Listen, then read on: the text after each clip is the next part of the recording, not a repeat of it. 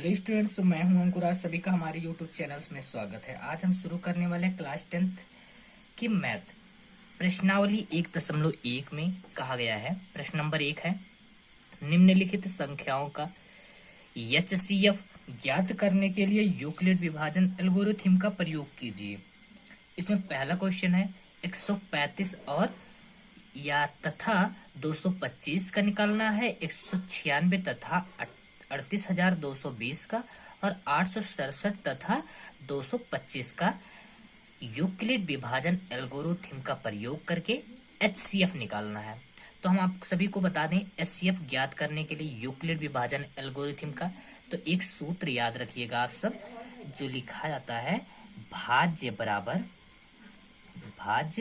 बराबर भाजक गुणे भागफल धन शेषफल।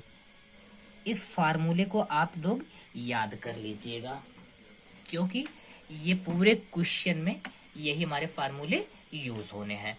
तो इसको हम थोड़ी सी हाईलाइट कर देते हैं कॉपी पे, जिससे कि आप सब इसे हमेशा याद रखेंगे। चलिए आगे हम बताते हैं, अगर हमें यूक्लिड विभाजन एल्गोरिथम का प्रयोग करके एचसीएफ ज्ञात करना तो हम किस तरीके से ज्ञात करते हैं। पहले नंबर तो हमें क्वेश्चन नंबर 1 बताना है और इसमें 135 तथा 225 का हम भाग विधि से एचसीएफ ज्ञात करेंगे। 135 बाहर रखें क्योंकि गिनती छोटी है और अंदर 225 रखते हैं।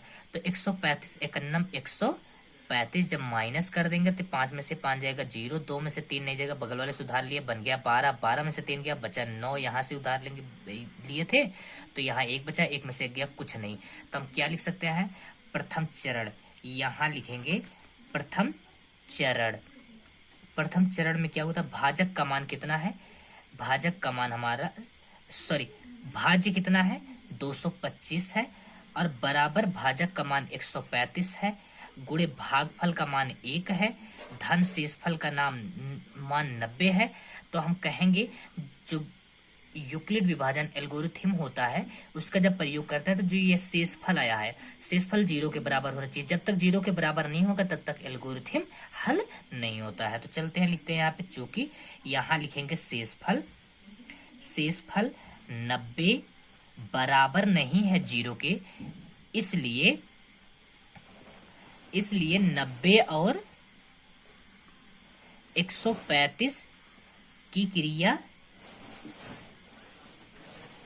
फिर से दोहराते हैं।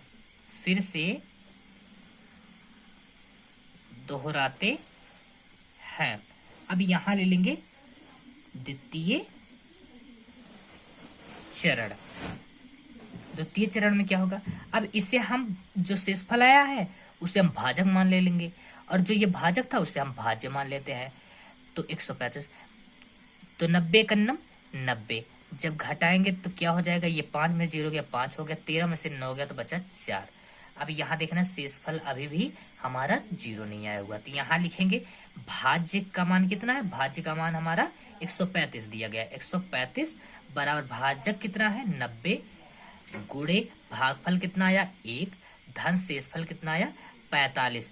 यहाँ लिखेंगे इसलिए 45 बराबर नहीं है 0 के, यानी कि हम यहाँ इसलिए यहाँ कह दें शेषफल 45 बराबर नहीं है 0 के, इसलिए 90 और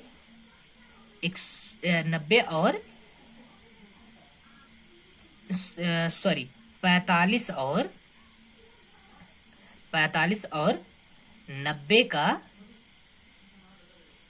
90 को लेकर क्रिया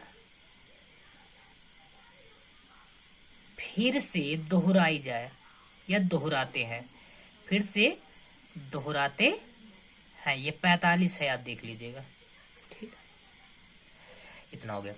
अब फिर काम करेंगे, इसे हम भाजक मानेंगे, जो हमारा भाजक था उसे हम भाज्य मान लेते हैं। यहां हम डाल देते हैं कि तृतीय चरण। तो 45 दूना क्या हो जाता है 90, शेषफल क्या हो गया 0 हो गया। यहाँ हम लिखेंगे कि भाज्य का मान कितना, भाज्य ये है और भाजक का मान हमारे पास कितना है 90। 90 बराबर किसके, भाजक का मान 45 गुणे भागफल का मान 2, शेषफल 0 आ गया। हम लिखेंगे यहां पर चूंकि शेषफल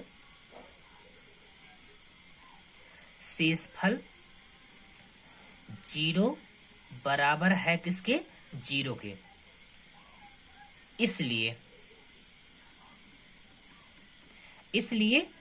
135 तथा 225 का HCF 45 होगा। यही हमारा आंसर है। तो दोस्तों ये आप सबको अगर समझ में आया होगा तो हमारे चैनल को आप शेयर करिएगा और अपने दोस्तों तक पहुंचाइएगा, और हमारे चैनल को सब्सक्राइब करिएगा, लाइक करिएगा और बेल आइकन को जरूर प्रेस करिएगा, ताकि ऐसे ही हम नए नए अपडेट लाते रहेंगे, आपके लिए वीडियो बनाते रहेंगे, जिससे कि आपके पास सबसे पहले नोटिफिकेशन पहुंचेगी। तब तक के लिए धन्यवाद। हम मिलेंगे अगले वीडियो पे।